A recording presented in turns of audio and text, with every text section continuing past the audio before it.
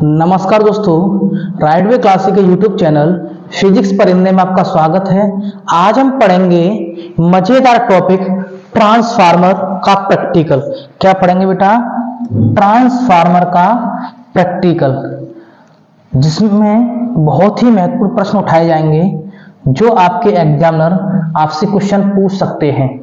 ठीक है बेटा, जैसे कि आपको पता है जनवरी के लास्ट वीक में आपके एग्जामिनर आपके कॉलेज में आपका वाइवा लेने आएंगे, तो वो ट्रांसफार्मर से संबंधित क्या क्या प्रश्न पूछ सकते हैं वो इसी वीडियो में हम कवर करेंगे। ये वीडियो 5 से 8 मिनट की होगी और आपको 30 अंक देखे जाएगी। कितने बेटा? 30 अंक। ध्यान से सुनना क्या कह रहा हूं मैं। ट्रांसफार्मर से संबंधित जो भी वो प्रश्न पूछ सकते हैं उन सभी प्रश्नों को मैं इसमें कवर करूंगा। ठीक है, तो आप इसके साथ साथ नोट्स भी बनाते चलें। तो देखो, आगे चलते हैं बिना किसी देरी के। तो पहला प्रश्न वो क्या पूछ सकते हैं आपसे? देखिए, पहला प्रश्न पूछेंगे वो आपसे, ट्रांसफार्मर की खोज किसने की थी? ठीक है बेटा, तो लिखते चलें साथ साथ। नाम था उनका ओटो, इसको कलर चेंज करूं, ठीक है। उसका क्या नाम था बेटा? मैं इसको लिख रहा हूं अच्छे से।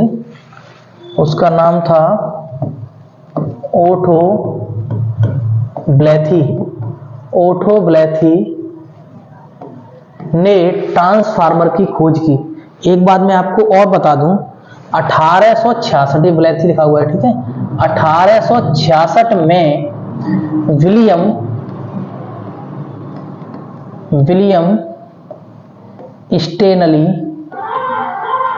स्टेनली ने किसके लिए? Wasting house. किसके लिए बेटा? वेस्टिंग हाउस के लिए पहला ट्रांसफार्मर बनाया। ध्यान से सुनना, कोई पूछे आपको कि ट्रांसफार्मर की खोज किसने की थी, तो आप बता दोगे ओटो ब्लेथी। ओटो ब्लेथी। और 1866 में पहली बार ट्रांसफार्मर जिस हाउस के लिए बनाया गया था वो क्या नाम था उसका? Wasting house. किसने बनाया था? विलियम स्टेनली ने। क्लियर हुआ? अगला प्रश्न देखेंगे, ट्रांसफार्मर क्या है? ट्रांसफार्मर बेटा क्या होता है आप जानते हो। ट्रांसफार्मर का काम होता है हाई वोल्टेज को लो वोल्टेज में करना या लो वोल्टेज को हाई वोल्टेज में करना। तो हम कह सकते हैं यह एक ऐसा साधन है जो वोल्टेज को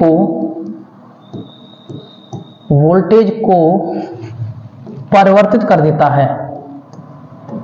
परिवर्तित, इसका मतलब बदल देता है, परिवर्तित कर देता है।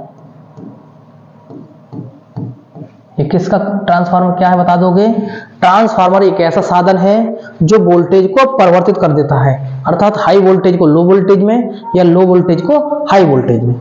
अगला प्रश्न देखेंगे, ट्रांसफार्मर किस सिद्धांत पर कार्य करता है? तो बेटा ट्रांसफार्मर अन्योन प्रेरण, किस पे बेटा? अन्योन प्रेरण के सिद्धांत पर कार्य करता है। और आपको मैं अन्योन प्रेरण पढ़ा चुका हूं। अन्योन प्रेरण किसे कहते हैं? स्वप्रेरण किसे कहते हैं? किसी अन्य के कारण धारा प्रभावित होना अन्योन प्रेरण कहलाता है। ठीक है, अगला प्रश्न है, ट्रांसफार्मर कितने प्रकार का होता है? Types of transformer. तो ट्रांसफार्मर बेटा 2 प्रकार का होता है। ऊंचाई ट्रांसफार्मर,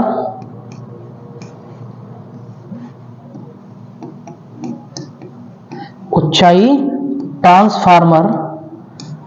नंबर 2 अपचाई ट्रांसफार्मर। अपचाई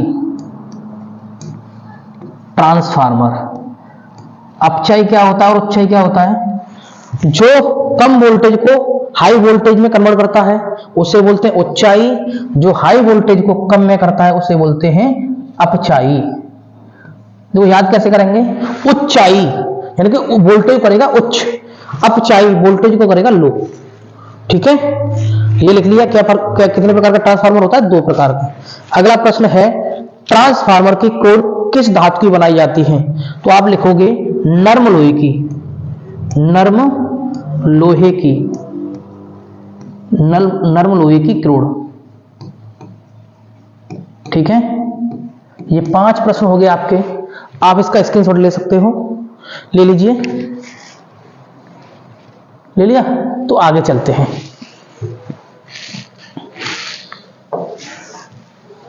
प्रश्न अगला है, ट्रांसफार्मर किस धारा पर काम करता है? ट्रांसफार्मर बेटा आप जानते हो किस धारा पर काम करता है? प्रत्यावर्ती धारा। किस धारा पर बेटा? प्रत्यावर्ती धारा, यानी कि एसी करंट। आपके घर में जो करंट आता है वो क्या होता है? AC current. हाँ या ना? उसी पे तो ट्रांसफार्मर लगा होता है। अगला है, ट्रांसफार्मर में क्रोड को पटलित क्यों किया जाता है? पटलित का मतलब क्या होता है बेटा? एक के ऊपर एक रखने के लिए। प्लेटों को एक के ऊपर एक रखते हैं ट्रांसफार्मर में, एक के ऊपर एक। ऐसा क्यों करते हैं? क्योंकि भंवर धाराओं को कम करने के लिए,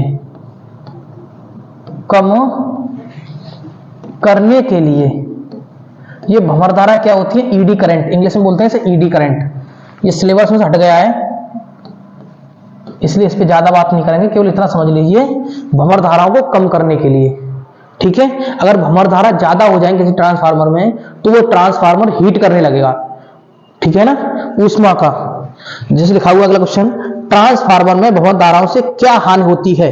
इसमें ऊष्मा की हानि होती है। किसकी बेटा? ऊष्मा की हानि, क्योंकि ट्रांसफार्मर गर्म होने लग जाएगा। किसकी हानि होती है बेटा? ऊष्मा की हानि। अगला प्रश्न है, ट्रांसफार्मर की दक्षता कितनी % होती है? तो ट्रांसफार्मर की जो दक्षता है बेटा 80 से 90%। कितनी बेटा? 80 से 90% होती है। एक बात और बता दूं मैं आपको बेटा, ट्रांसफार्मर अगर आदर्श ट्रांसफार्मर है, कौन सा वाला? अगर आदर्श ट्रांसफार्मर की दक्षता की बात कर ली जाए तो वो होती है 100%।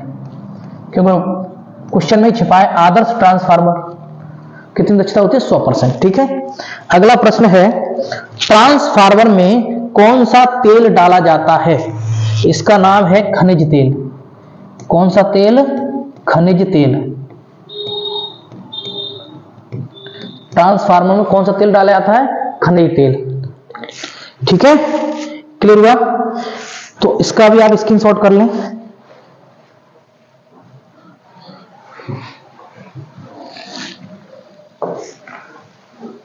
अगला देखेंगे, ट्रांसफार्मर में तेल क्यों डाला जाता है? तो इसका आंसर है ऊष्मा को कम करने के लिए या ट्रांसफार्मर को शीतल करने के लिए। तो लिखेंगे शीतलता प्रदान करने के लिए, ट्रांसफार्मर को ठंडा करने के लिए शीतलता प्रदान करने के लिए ट्रांसफार्मर में तेल डाला जाता है। अगला प्रश्न है, ट्रांसफार्मर की आवृत्ति कितनी होती है? हम जानते हैं इंडिया में जितने भी उपकरण चलते हैं उनकी जो फ्रीक्वेंसी होती है वो 50 हर्ट्ज होती है। कितनी होती है बेटा? आवृत्ति 50 हर्ट्ज। और अमेरिका जैसे देशों में होती है 60 हर्ट्ज। ठीक है, ट्रांसफार्मर का परिणमन अनुपात क्या है? तो देखेंगे परिणमन अनुपात कैसे निकालते हैं। द्वितीयक कुंडली में फेरों की संख्या बट्टे प्राथमिक कुंडली में फेरों की संख्या बराबर होती है R। यहां पे R क्या है? परिणमन अनुपात।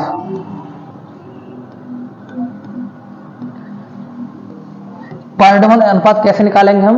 द्वितीयक फेरों में कितनी संख्या है फेरों में और प्राथमिक कुंडली में कितने फेरे हैं, अगर भाग लगा दिया जाए तो जो रिजल्ट आएगा उसे बोलेंगे परिणमन अनुपात। समझ पा रहे हो? क्लियर हो यहां तक? ट्रांसफार्मर का सूत्र क्या होता है? तो ट्रांसफार्मर का जो सूत्र है बेटा आप लिखोगे इसको VS वट्टे में VP बराबर NS बट्टे में NP बराबर IP बट्टे में IS बराबर R। यही होता है ट्रांसफार्मर का सूत्र। ठीक है बेटा, यहाँ पे R क्या है? परिणमन अनुपात, मैंने अभी बताया है आपको। ठीक है, आगे देखेंगे ट्रांसफार्मर का हिंदी नाम क्या है? तो ट्रांसफार्मर का हिंदी नाम होता है परिवर्तक। क्या होता है हिंदी नाम? परिवर्तक। और परिवर्तक का मीन्स निकालें, जो ट्रांसफार्मर, परिवर्तक का मतलब होता है चेंज करना किसी चीज को, परिवर्तक यानी कि हाई वोल्टेज को लो वोल्टेज में या लो वोल्टेज को हाई वोल्टेज में। एक नाम इसका और लिख सकते हैं हम लोग, इसको लिख सकते हैं परिणामित्र। परिणामित्र, यहां पे डंडा एक्स्ट्रा लग गया, ठीक है, इसको लिख सकते हैं हम लोग क्या? परिणामित्र। अभी इसको रफ करके लिखता हूं, ठीक है ना? अरे आजा यार, किस पे है? परिणामित्र, परिणामित्र, ठीक है। तो इसका भी आप स्क्रीनशॉट कर लीजिए। कर लिया? तो मैंने ये सभी क्वेश्चनों को, जो मोस्ट इंपोर्टेंट क्वेश्चन हैं, जो एग्जामिनर आपसे पूछ सकता है, मैंने सभी क्वेश्चनों को कवर किया है। तो आप इसका स्क्रीनशॉट लेके इन्हें याद करके जाएं, ठीक है। तो आशा करता हूं आपको वीडियो पसंद आई होगी। अगर पसंद आई है तो लाइक करें, शेयर करें, सब्सक्राइब करें, और हाँ, ऐसे ही प्रैक्टिकल कमेंट बॉक्स में छोड़ दें आपके विद्यालय में कौन सा प्रैक्टिकल बनवाया गया है, उस पर भी मैं वीडियो आपको बना के दे दूंगा, जिससे आपके अच्छे से अच्छे अंक आ सकें, ठीक है। तो मिलते हैं फिर नई मजेदार वीडियो के साथ, तब तक के लिए जय हिंद, वंदे मातरम।